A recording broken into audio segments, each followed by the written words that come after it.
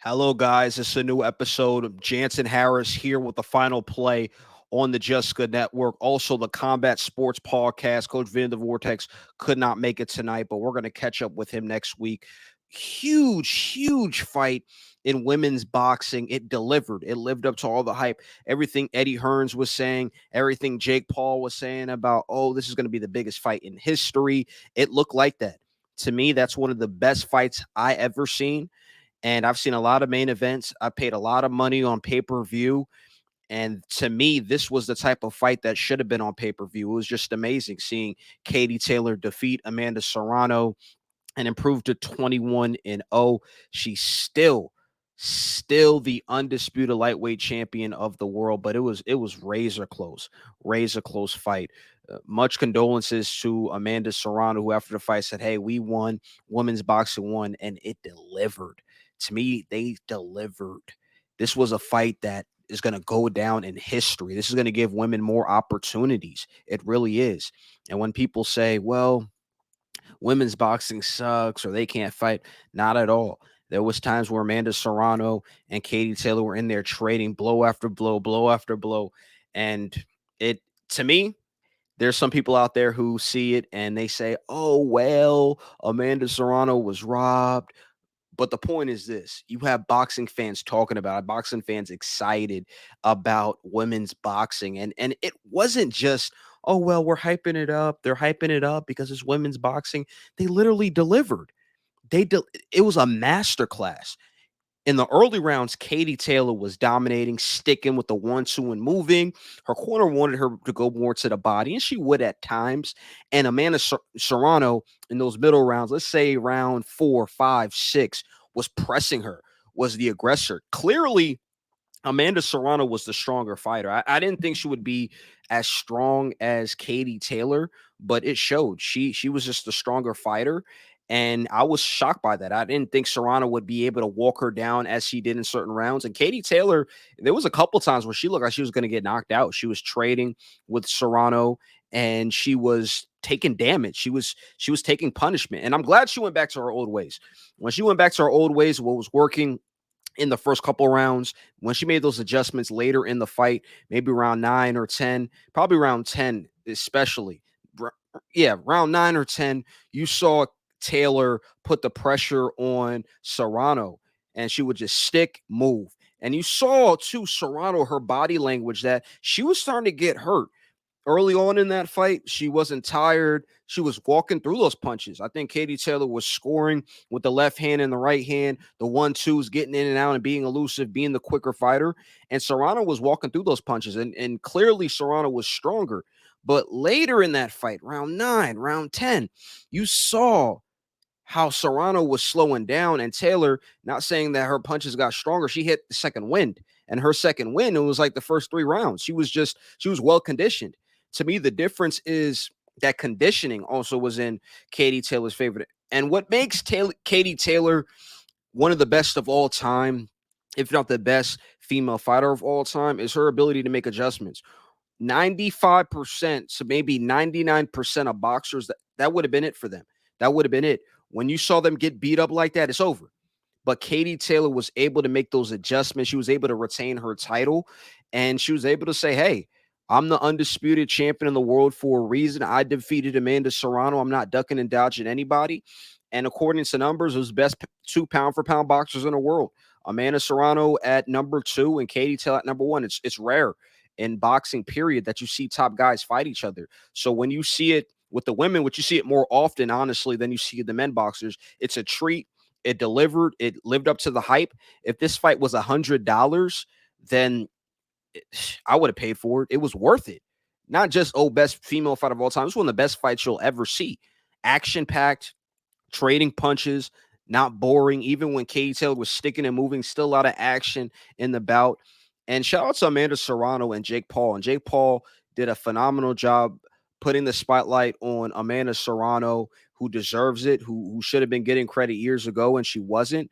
But I could see why he put his money behind her, because she was just a beast. And there's rumors that they want to fight again in Ireland. And there's also rumors that there could be a fight with Holly Holmes.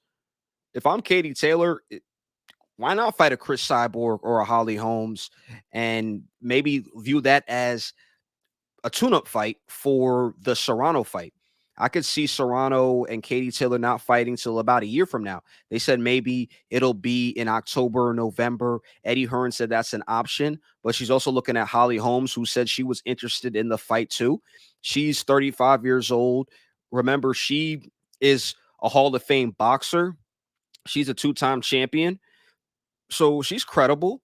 Does she have a chance against Katie Taylor? No, she'll get destroyed. I think Chris Cyborg, who is in the MMA, she'll get destroyed too. The Serrano fight obviously is the fight we want to see next, but who knows? Sometimes in boxing, when you get a treat like that, you might not get the treat right after. But if we do happen to get it, then that'll be another big event. I wouldn't be surprised if I put it on pay-per-view. I just doubt we'll see it next. I think what's next for her will be a bout against Holly Holmes. I think Holly Holmes, that'll be great for the public. Katie Taylor really has nothing to prove. If I'm her personally, I would just retire. She has nothing to prove. But we'll see how that goes down. We'll see if Katie Taylor takes on that challenge of wanting to fight Amanda Serrano. They both said in the ring, hey, I want to fight you. You want to fight me? A lot of boxers say a lot of things. But the women, we have to take their word for it. So we'll see. Those allegedly are her three options. Could be other rising stars of the division. You could see people move up. Maybe Michaela Meyer wants to move up and challenge and get the big money against Katie Taylor. I doubt it. I think she wants to clean out the division that she's in, and maybe she could fight Alicia Baumgardner, but there's just so many options. We'll see what Katie Taylor does next. Clearly the best pound for pound boxer in the world. There was another fight that night. Shakur Stevenson, he won the WBC championship. He's now the WBO, WBC, and the Ring Magazine linear champion. He's not undisputed, but he is clearly the best fighter in the 130-pound weight class. He clearly defeated Oscar Valdez. He did it easily. Valdez didn't have a chance. He looked scared. He looked timid. Landed a couple good shots, but he didn't really land much. Shakur just dominated him. Shakur was able to do what he wanted to do. He didn't get the knockdown, but he broke him down. I wouldn't say he massively hurt him, but it was easy work for him. Oscar Valdez couldn't get shots off. Oscar Valdez, he had to keep resetting and resetting and resetting. It was a master class by Shakur Stevenson. And Shakur, this fight, it's not even that he beat Oscar Valdez, it's how easily he beat Oscar Valdez. And you saw it in the Jamel Herring fight, how he was gonna ascend. He's just growing and growing and growing as a champion, and how nobody else would want to get in the ring with him. But after seeing Oscar Valdez get in the ring and seeing a two-division champion who had 6 straight title defenses just get dominated like that, that shows me why the hell Oscar Valdez was ducking Shakur Stevenson.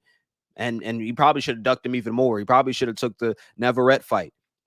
That probably would have been a closer bout than what we saw, because Shakur just dominated. And Shakur wants to be undisputed. He said his goal was to be undisputed at 130. But if you look at Bob Arum, I just read the article. Bob Arum was like, I have no intentions of making that fight happen. I'm not losing any money. I'm not losing any money. We're matching him up with the big names. So maybe Elia Santa Cruz. I heard his name's being thrown out there. Lomachenko, his name's being thrown out there.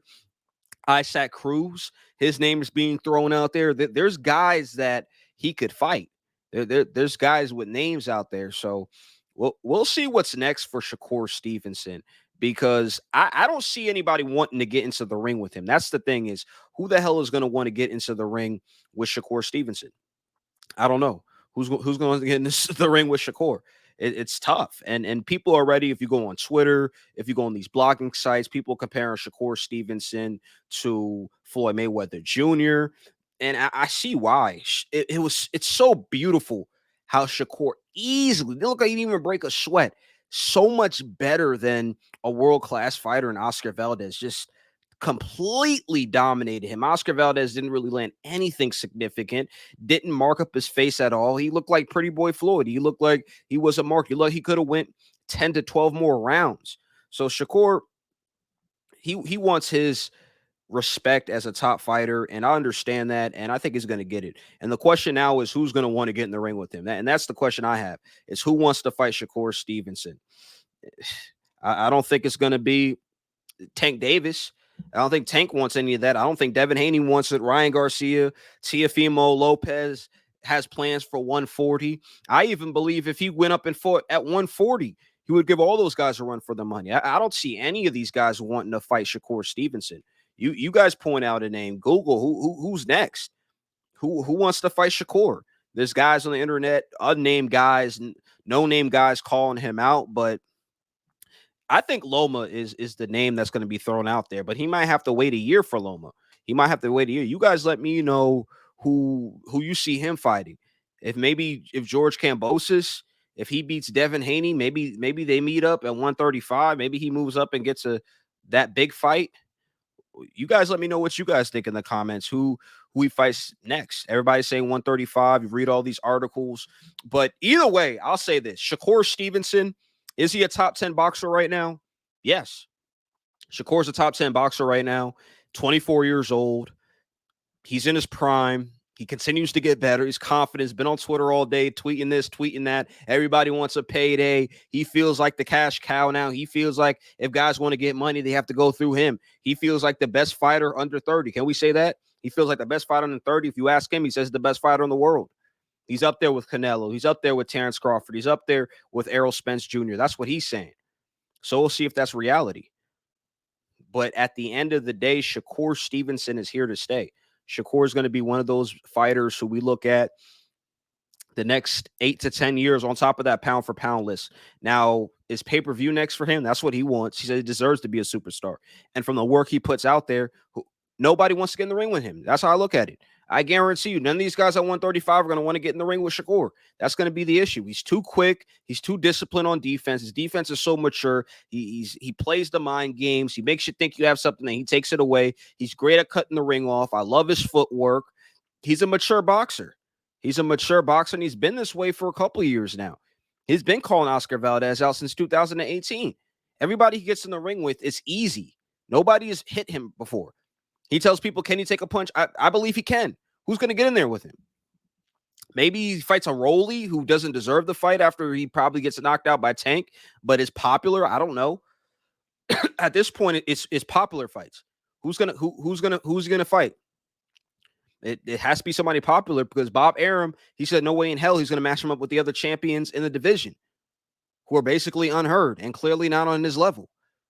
So we'll see what happens with that. I'm Jansen Harris. I'm with the Combat Sports Podcast. That wraps up the show today. Coach Vinny the Vortex will be on next week. Katie Taylor is still the undisputed champion of the world. Shakur Stevenson separates himself in the 130-pound division, probably the best at 126 and maybe at 130, 135. Probably can't find a guy as good as him to 140, 147. Who knows? Maybe he's the best fighter in the world. Clearly top 10. And when the pound for pound lists come out, wherever the hell you rank them at, he's going to be in the top 10. But that's Jansen Harris summing up Shakur Stevenson and Katie Taylor. They come out winners this weekend. Great weekend for boxing. Boxing fans won. All the boxing heads enjoyed both bouts on DAZN and ESPN+. I'm Jansen Harris with the Just Good Network.